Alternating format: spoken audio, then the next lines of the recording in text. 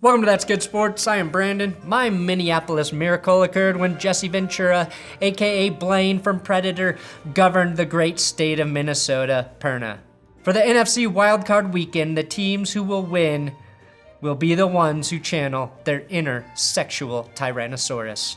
This stuff will make you a goddamn sexual Tyrannosaurus, just like me. Oh yes, if putting stuff in your mouth is all it takes to become a sexual Tyrannosaurus, I think Pete Carroll has the best chance to Blaine his way to a win.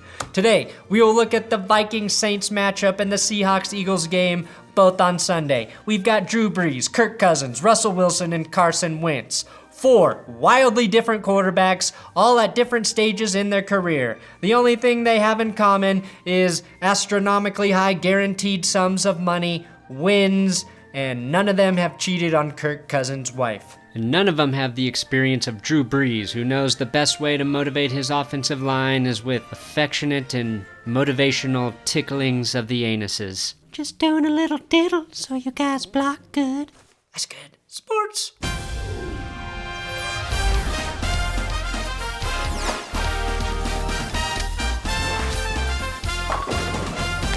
Please subscribe to this YouTube channel. I'm covering football pretty much every damn day here during the football season with great intellects. Also, today's episode is sponsored by Manscaped. I'm manscaping expert and legend Brandon Perna, and I've been growing body gardens for about 20 years now. And what I've learned is if you want the tree to look bigger, you need to keep the bushes trimmed. To do that, having the right tools is a necessity, and that's why I ditched these dangerous shears long ago and ordered my products from manscaped.com with promo code GOODSPORTS. That's a weird sound to make in a forest. Manscaping should be easy and convenient, and with the lawnmower, which is waterproof for easy cleaning, you can keep things smooth, avoiding turning your tree into a prickly cactus. These trimmers are designed to help you achieve the intricacy of trimming a delicate bonsai tree, while also having the power to mow down the bush next to the great redwoods. And even if you don't need your tree to look bigger, whoever you are, keeping a well-kept yard is the manly thing to do. It's also probably mandated by your HOA, so use my promo code GOODSPORTS and the link in the description for your puberific discount. I'm a man. Vikings at Saints. Saints are the biggest favorites this weekend. Now, the great conundrum. This is a morning game where Kirk Cousins typically thrives. However, this is also technically a prime time game where Kirk Cousins most certainly does not thrive in the 8 years we have known him. This is also just Kirk Cousins' second career playoff start. He hasn't had to work much in January since 2015 when he lost to Aaron Rodgers and the Packers at home 35-18. The other thing that's naturally going to be brought up over and over and over and over again is not the Marshawn Lynch thing, the Minneapolis Miracle, and rightfully so. It was an amazing play, and most of the principal members of both teams, aside from Case Keenum, are still present on either side. But Jesus Christ, do I feel bad for Marcus Williams. He's going to get more close-ups than Brandy Love at the end of all of her scenes in this game. Some of you know what I'm talking about. The Saints offense has peaked recently.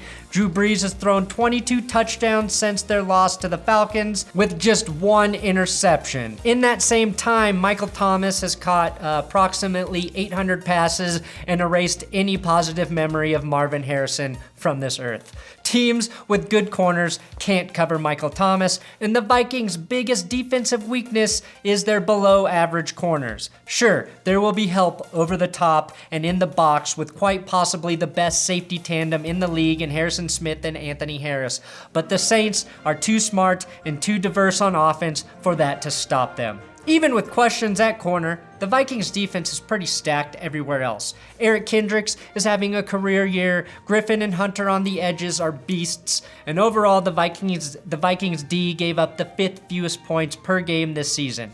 Both teams can run the ball, with Kamara coming on strong for the Saints at just the right time. Plus, you have to factor in the Latavius Murray revenge element, in addition to the Minneapolis Miracle revenge element, in addition to addition to the reffing revenge element from last season's playoffs for the Saints. Holy fuck, there's a lot of revenge in this game for New Orleans. Feels like it's gonna turn into that scene from Kill Bill, a revenge movie where Uma Thurman killed like 88 attackers. Both the Vikings and Saints have terrific wide receivers, and usually you pick defense in the playoffs, or you pick the better quarterback. And nobody is really better than Drew Brees right now. He's been masterful since getting healthy. I do have to question the Saints secondary, or as I call it, the New York Giants leftovers with Eli Apple and Janoris saying the word retard is just the mathematics of my culture, Jenkins, and slot corner PJ Williams. Stefon Diggs and Adam Thielen could be a real problem for those guys, but I'm not picking against Drew Brees, especially at home. That stadium is loud, and the Saints may have the best offensive line in the playoffs. No surprise, though, that the man who blocks best is the one whose quarterback gently caresses his devil's star fruit. Just doing a little diddle so you guys block good. I think New Orleans wins this one 30-23. With the X factor, of course, being if this guy travels to support Kirk Cousins down in NOLA. Seattle Seahawks travel to Philadelphia to take on the Eagles. Seattle, I think, 1.5-point favorites. This is the game nobody really wants to watch, but will probably turn into the most exciting game of the weekend. I predict some slop, and that slop's gonna make this game fun. This is a matchup between the Eagles, who truly earned a spot in the postseason, and not just because every team they played within their division fired their head coaches, or because rival owners have no fucking clue what month it even is. First off, happy Thanksgiving, everybody. But because they got the shit end of the injury stick and somehow used that mud pie stirring rod to create a small fire to heat them through the season and into the playoffs where they're very naked but not afraid. I may have binged Naked and Afraid when I had the flu 2 weeks ago. Now Philly's IR list looks like a 53-man roster. The good news for Philly, so does Seattle's. Seattle actually has more guys on IR, 3 tight ends, 4 running backs, and a Seahawk fucking a pear tree. Quarterback Carson Wentz, of course, is making his first postseason start now that Big Dick Nick is jagging off down in Florida, and he's doing it with the very definition of a middle-of-the-road offense and a middle-of-the-road defense. The only time the Eagles have success, though, in the postseason is when injuries are a big part of their story. The last 2 seasons are evidence of that, as is Terrell Owens playing in the Super Bowl with a broken leg. The Eagles, though, a lot like the Saints, do have a very good offensive line, which, if Jadeveon Clowney can't play for Seattle, could provide plenty of time for Carson Wentz to build on his chemistry with my favorite Philly story, wide receiver Greg Ward, who was in the AAF last spring. Now, it's weird to say this in the postseason, but the Seahawks defense isn't very good. They're an offensive team now who is winning games despite their defense, which allows 24.9 points per game. Which means 21 teams gave up fewer points per game than Seattle. If Seattle didn't lose both Chris Carson and running back Rashad Penny to IR, I'd take Seattle, no question. Maybe the combo of running backs in Marshawn Lynch, Travis Homer, and Robert Turbin can turn into the feel-good story of the postseason. But I highly doubt that against the strength of Philly's team. The interior and the run defense, which gave up the 3rd fewest rushing yards per game this season. The one unit on the team that's still mostly healthy.